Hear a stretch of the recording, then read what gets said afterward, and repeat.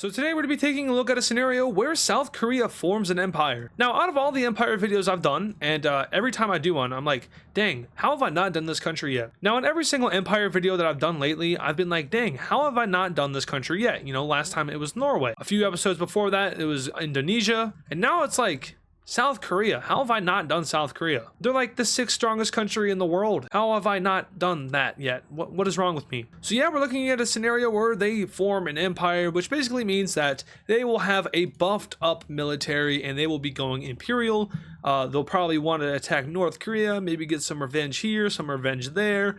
We'll have to see. And if you guys do enjoy today's video, make sure to leave a like on it and subscribe to the channel if you're new. All the support is greatly appreciated. And let's go ahead and jump straight into this video. So South Korea is going imperial. Now I remember at this point, probably a few months ago, maybe it was, that South Korea declared martial law for a few minutes. Yeah, that was weird. What if they did it again and seized control and went imperial? That's how it happened. South Korea goes imperial. Their military is going to get buffed up. They're going to invest way more in their military, even though they already really kind of do. But what's a few more billion US dollars? Because I don't know how many dollars that is in, or whatever their currency is. I honestly don't know.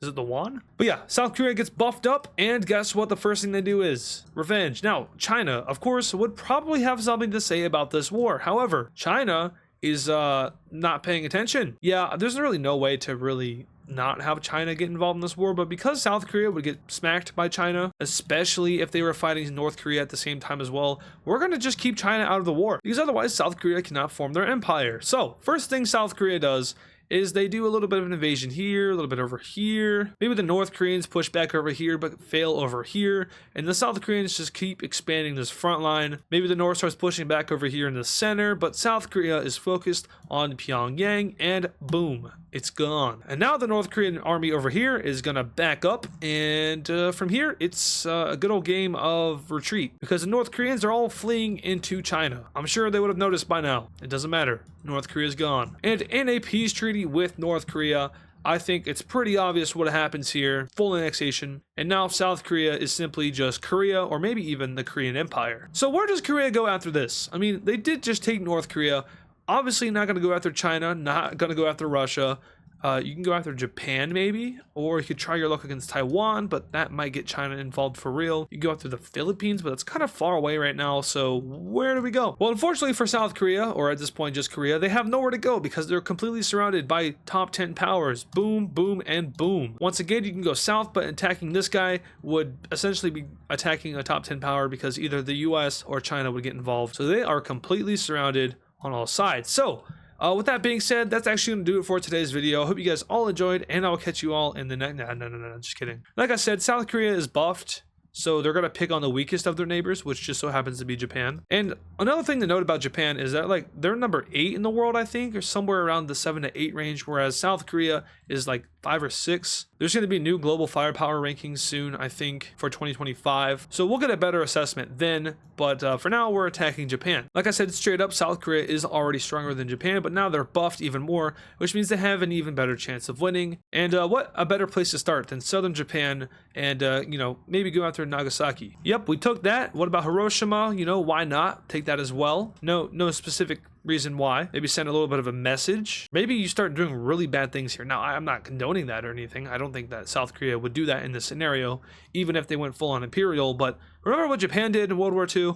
Yeah, that wasn't really nice. But anyway, the South Koreans are now sweeping their way through the Japanese island. Now, Japan's geography, ouchies, yeah, it's not really easy to invade. And plus, the city of Tokyo is huge. Good luck invading that city and taking it. But at the end of the day, South Korea is stronger, so we'll make it happen. With Tokyo gone and all of their population gone, Japan is now kind of set to this northern-ish area, which isn't anywhere near as populated as the southern area. So what I'm getting at is, yeah, goodbye Japan, they surrender. And in this peace treaty here, they will actually allow Japan to live just in Hokkaido, but they will be taking every other claim. So this right here is all that remains of Japan, just Hokkaido. All right, Korea's little empire is going pretty good. They do have themselves a nice amount of land. They've doubled their land mass, maybe even tripled it.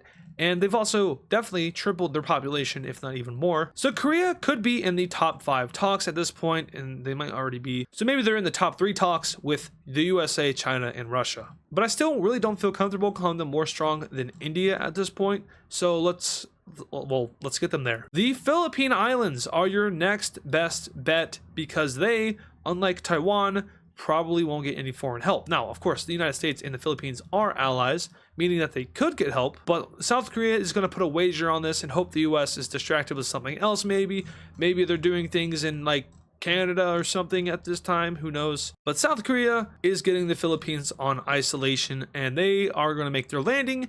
And let's just say it doesn't go too well for the Philippines at all. South Korea's military is way more technologically advanced, and with the buffing, as I've mentioned many times, they are probably 2 or 3 times the strength they are modernly, meaning that the Philippines would get absolutely rolled over. And we can take a look at this peace treaty, where South Korea will be taking a good portion of the Philippine Islands, but not every single one of them. As for the rest, they will be made into puppet states, allowing for South Korea to have itself a little bit of a buffer zone, if it ever needs one, concerning a possible oceanic theater. That's a big maybe though, there's no guarantee. So China is not allowing South Korea to go any further, and the reason for that is because, hey, you're taking the Philippines. We might have maybe wanted to do that, especially if the United States is distracted right now doing whatever, because I said so. And we might also want to take Taiwan, but you look like you were about to take Taiwan, and we don't appreciate that, so we're going to jump you. And let's just say the jumping that China does on South Korea is extremely effective at first. They push them all the way back to their original border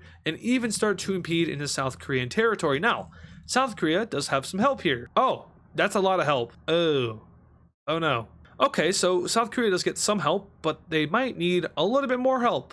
Oh, that's helpful. Okay, so India and Vietnam join the war on the side of South Korea. However, Pakistan also joins the war on the side of China, meaning that we have ourselves a nice little southeastern battle royale. Now, there is some other countries that could potentially get involved in this war, like Laos and Cambodia, who are both aligned with China. However, I don't think that's going to happen because this war simply would be too bloody for them, and they would also lose to Vietnam, so there's no point in them joining.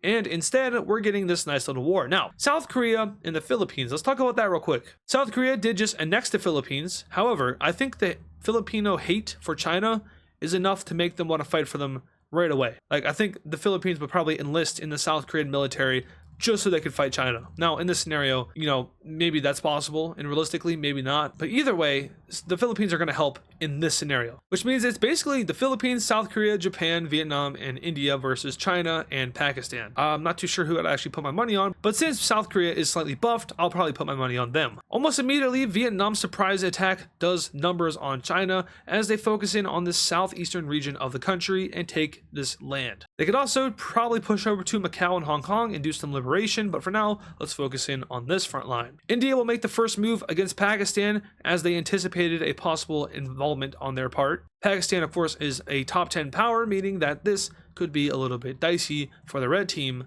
if they're unable to push back China pretty quickly. Luckily, though, they are able to do that as the North Korean campaign is successful in re-liberation. And following the entrance of South Korean troops into China, this war looks like it actually might not go too bad for the red team. Okay, so India's getting invaded a little bit, but they also are continuing their expansion into southern Pakistan here. So, I mean, it may not be that bad, right? Okay. No, okay, they can't lose Kashmir. That's really important. All right.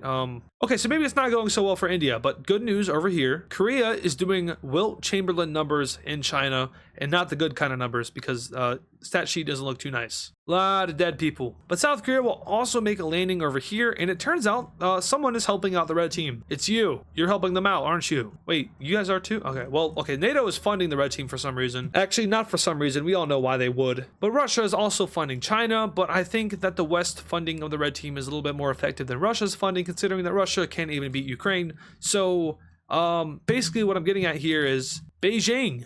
Hello. The Battle of Beijing begins. But now, before the South Koreans start another offensive towards the city, and Beijing, China is under siege. Elsewhere, India locks in. Thank you, India. Very cool. Kashmir is completely kicked out of Pakistani and Chinese presence, and over here, a pretty good counteroffensive takes place, but it fails to completely kick out the Chinese. Over here, we see a Japanese division of troops take over all of what would have been Manchuria. That's decimating. And while the Koreans are fighting in Beijing, they're also sweeping through the northern part of China. This thing isn't looking too good for China. And oh, there goes Beijing. All right, let's be real here. China versus South Korea in real life 1v1 doesn't end well for South Korea at all. But once again, these guys are the main characters in this video. They're forming an empire. Think I care about rankings? No. After China loses their capital, they will be forced into a surrendering over to Korea, and also they will be forced to deal with India, who wants some land from this. So let's take a look at this peace treaty. And in this peace treaty here, we see that South Korea forms itself a nice piece of land from China here. They take pretty much all of what would be Manchuria. That looks weird. I'm going to change that. They take over this chunk of China right here.